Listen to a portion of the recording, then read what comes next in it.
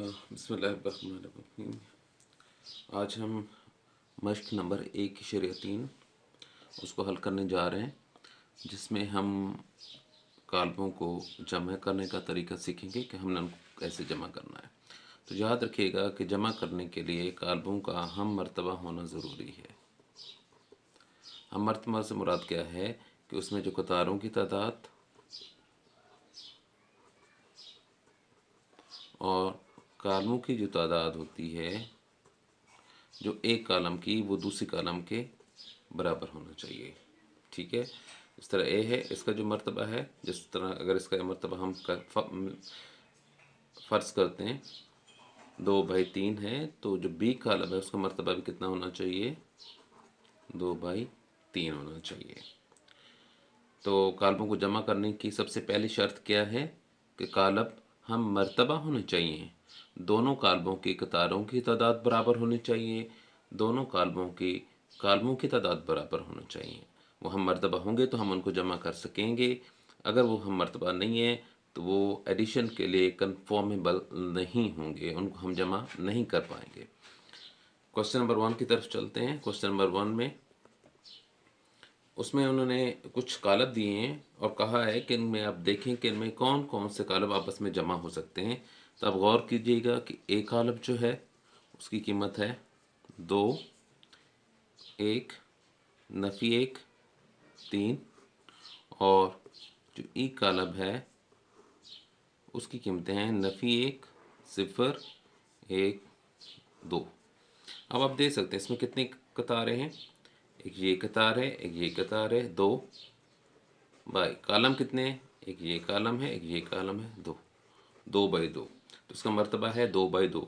ई कालम का भी देखें, इसमें 2 कतारें हैं, 2 कालम है, इसका मर्तबा भी है 2/2। इसका मतलब ये है कि ए और ई इनको हम आपस में जमा कर सकते हैं, ये कन्फॉर्मेबल हैं एडिशन के लिए। तो आपने इसी तरह चेक करना है कि जो हम मर्तबा कालम होंगे उनको हम जमा कर पाएंगे। सिर्फ इस क्वेश्चन में हमने सिर्फ यही बताना है कि कौन कौन से आपस में जमा हो सकते हैं। सवाल नंबर 2 की तरफ चलते हैं। उसमें उन्होंने एडिटिव इनवर्स का पूछा है।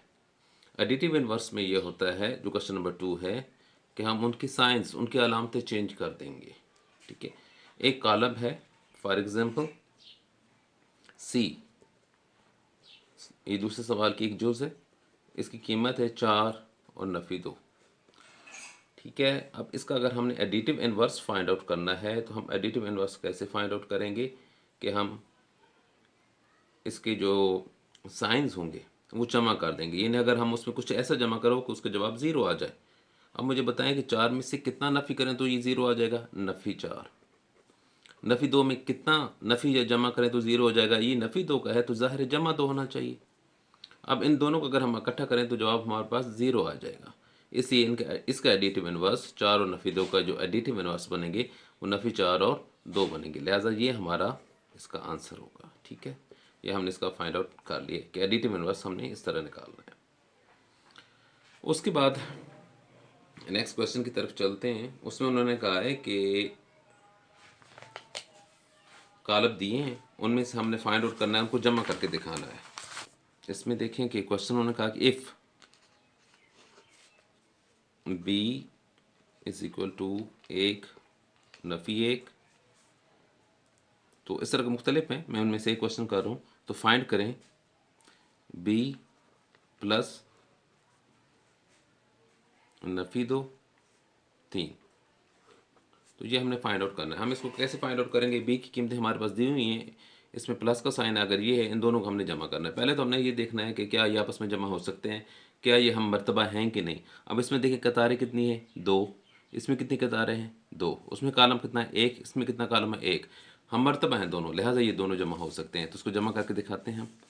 तो हल करने के लिए बी की जगह पर ये कीमत लगाएंगे इसकी, 1 नफ़ी 1 जमा, अगर ये कीमत लगाएंगे नफ़ी 2 3। तो जमा करके 1 जमा और नफ़ी जब ज़रब खाएंगे तो क्या हो जाएगा, नफ़ी।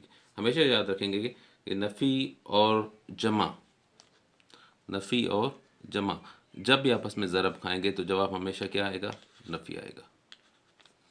नफ़ी और नफ़ी जब आप ज़र्ब खाते हो तो हमेशा जमा आता है, ठीक है। तो ये जमा और नफ़ी है, प्लस और माइनस है, आपस में मल्टीप्लाई होंगे तो नफ़ी आएगा, नफ़ी और ये 2। इस तरह यहाँ पे ये नफ़ी एक है, इसको लिखते हैं, आगे जमा ये 3।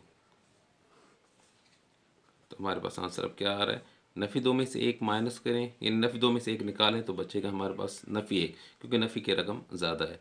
ये जमा 3 है, ये नफ़ी 1 है, जमा की रकम ज़्यादा है, लिहाजा हमारे पास साइन तो जमा का आएगा। तो जमा 3 में से एक निकालें तो कितना बचेगा, 2। तो ये हमारे पास इसका आंसर आ गया, हमने इन दोनों को जमा कर लिया है। अगला क्वेश्चन नंबर 4 है। क्वेश्चन नंबर 4 की तरफ चलते हैं। इसमें आप देखें कि एक उन्होंने वैल्यूज दी है, 1 0 0 1, फिर अगर जमा का साइन है, फिर छोटी ब्रैकेट है, फिर अगला कॉलम है 0 2 3 0 और उसमें से नफ़ी करना है 1 1 1 0 और ब्रैकेट बंद। अब इसमें देख लें कि दोनों तरफ ये जो ब्रैकेट्स हैं, जब हम क्वेश्चन को हल करेंगे तो पहले ब्रैकेट्स वाले हिस्से को हल करेंगे और बाद में दूसरे हिस्से को हल करेंगे, ठीक है। ये तो अब आपको यकीनन पता होगा। तो ब्रैकेट वाले हिस्से को हल करने की तरफ हम चलते हैं। इसमें नफ़ी है, याद रखिएगा कि जमा करना हो या नफ़ी करना हो तो उसके लिए शर्त यह है कि उनको हम मरतबा होना उनका लाजमी है। तो ये हम मरतबा हैं सारे, सब 2 बाई 2 सबका मरतबा है, लिहाजा उनको हम जमा नफ़ी कर सकते हैं। तो हम इसको हल करने की तरफ चलते हैं। इसको ऐसा लिख देते हैं, 1 0 0 1 जमा, आगे ब्रैकेट का साइन है और इसमें अब इनको पहले हल करते हैं, ठीक है।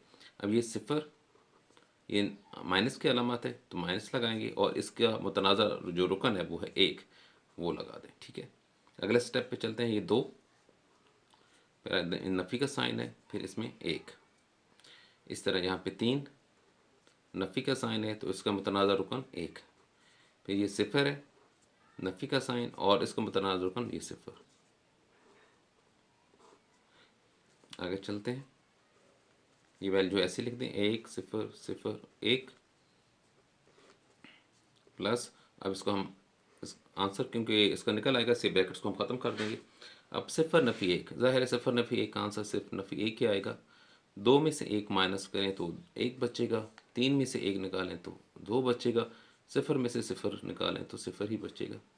इन दोनों के दरमियान प्लस का साइन, इनको हमने प्लस कर लेना है। 1 ये जमा और ये नफ़ी, नफ़ी 1, फिर उसके बाद ये 0 जमा की अलामत और ये 1, ये 0 जमा की अलामत और उसका मुतनाज़ा रुकन 2, फिर आगे 1 जमा और ये 0, ठीक हो गया। इसको मैं इधर ही लिख देता हूँ आगे, ये आ जाएगा 1। अब जमा और नफ़ी आपस में ज़रब खाएंगे तो क्या आएगा, नफ़ी आएगा। जब भी जमा और नफ़ी ज़रब खाते हैं तो नफ़ी आता है, तो नफ़ी 1, 0 जमा 1 1 के बराबर ही आएगा, 0 जमा 2 2 के बराबर आएगा, 1 जमा 0 1 के बराबर आएगा।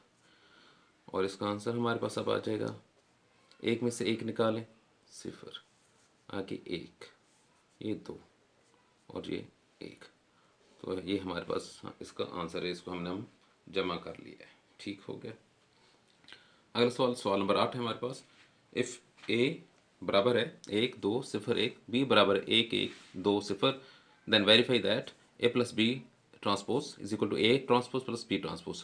अब इसमें हमने करना क्या है, वो कह रहे हैं कि ए जमा बी और इसका ट्रांसपोज निकालें। ट्रांसपोज तो आपको याद होगा कि ट्रांसपोज क्या होता है।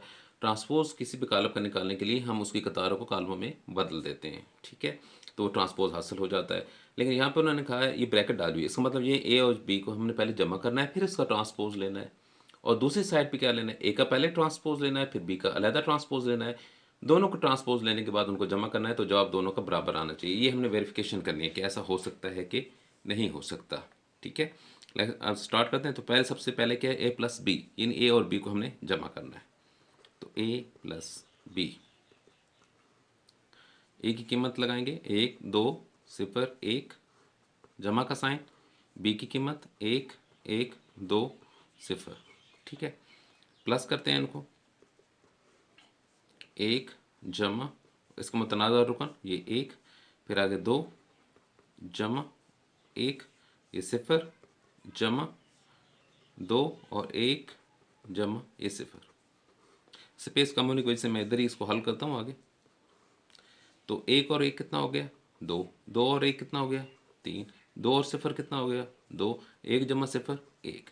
तो ये हमारे पास जवाब आ रहा है किसका, ए प्लस बी का।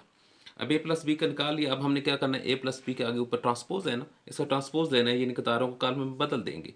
तो ए प्लस बी ट्रांसपोज जो होगा ये बराबर आ जाएगा, ये इसकी कतार है 2 और 3, इसको अपने कॉलम में बदल देना है। ये 2 को अपनी यहाँ पे लिखें और 3 जो कतार में था ये नीचे आ जाएगा। अब देखें ये जो इसकी कतार थी इसका कॉलम बन गया, तो कतार को आपने किस में बदल दिया, कॉलम में। तो ये हमारा ट्रांसपोज, हम उसको मतलब ट्रांसपोज हम ले लेते हैं, इस तरह ट्रांसपोज बन जाता है। इस तरह इस कतार को भी हम कॉलम में बदल देंगे, तो ये 2 और 1, ये देख लें ये कतार है, ये कॉलम बन चुका है। तो ये हमने इसका ट्रांसपोज निकाल लिया। हमारे पास एक, इसको मैं 1 कह देता हूँ, एक हमारे पास आंसर आ गया। अब नेक्स्ट स्टेज पे हमने क्या करना है, ए का ट्रांसपोज लेना है, बी का ट्रांसपोज लेना है, फिर उनको जमा करना है। तो ए का ट्रांसपोज लेते हैं, ए ट्रांसपोज बराबर है, एक कीमत आपको पता है 1 2 0 और 1। हम सिंपली क्या करेंगे, इसकी कतार को कॉलम में बदल देंगे। 1 और 2 जो कतार है ये इसका कॉलम बन जाएगा, 1 और 2। इस तरह 0 और 1 कतार है तो वो कॉलम बन जाएगा 0 और 1। तो ये हमने इसका ट्रांसपोज लेंगे। इस तरह बी का ट्रांसपोज लेते हैं, बी की 1 और 1, ये जो कतार है ये कॉलम बन गया। इसका ये जो दूसरी कतार है 2 और 0, इसको भी कॉलम बना ले, ये ले, ये हमने इसको भी ट्रांसपोज ले लिया। अब हमने क्या करना है, इन दोनों को प्लस करना है। तो प्लस करते हैं, A transpose plus B transpose is equal to, तो एक का ट्रांसपोज जो निकाला था वही लिखेंगे, 1 0 2 और 1 जमा 1 2 1 और 0। ठीक है, अब इसको हम प्लस करते हैं, देखते हैं हमारे पास क्या जवाब आता है। तो हमारे पास अब इसका आंसर देखिए निकालते हैं। अब इनको जमा करते हैं, 1 जमा और इसका मुतनाज़ा रुकन है ये 1, जमा करते हैं 1 जमा 1, इस तरह ये 0 जमा ये 2, ये 2 जमा 1 और 1 जमा 0। इसको मैं इधर ही हल कर लेता हूँ, क्या आंसर आता है। 1 जमा 1 कितना हो गया, 2, 2 जमा 0 कितना हो गया, 2, 2 जमा 1 कितना हो गया, 3, 1 जमा 0 कितना हो गया, 1। तो ये हमारे पास क्या निकला, एक ट्रांसपोज प्लस बी ट्रांसपोज, दोनों का जब हम ट्रांसपोज अलग अलग लेके फिर हमने उनको जमा किया, इसको मैं इक्वेशन नंबर 2 कहता हूँ। अब दोनों इक्वेशन जो है, दोनों मसवातें जो है, दोनों जो आंसर्स हैं उनको ज़रा इन दोनों आंसर का मवाजना करें। इसमें क्या था आंसर, 2 और 2, ये देखें 2 और 2, 3 1 3 1, इनमें कोई फ़र्क नहीं है, बिल्कुल सेम आ रहे हैं। इसका मतलब ये है कि हमने वेरीफाई कर लिया है कि ये जो है ए जमा बी, इसका होल का ट्रांसपोज जो है ये बराबर है ए का ट्रांसपोज प्लस बी का ट्रांसपोज। तो हम नीचे लिख देंगे बस तस्दीक हुई कि ए प्लस बी ट्रांसपोज बराबर है A transpose plus B transpose. ठीक है, तो ये इसके साथ ही हमारी एक्सरसाइज ख़त्म होती है। इंशाल्लाह नेक्स्ट एक्सरसाइज के साथ फिर मिलते हैं, तब तक अल्लाह हाफिज़।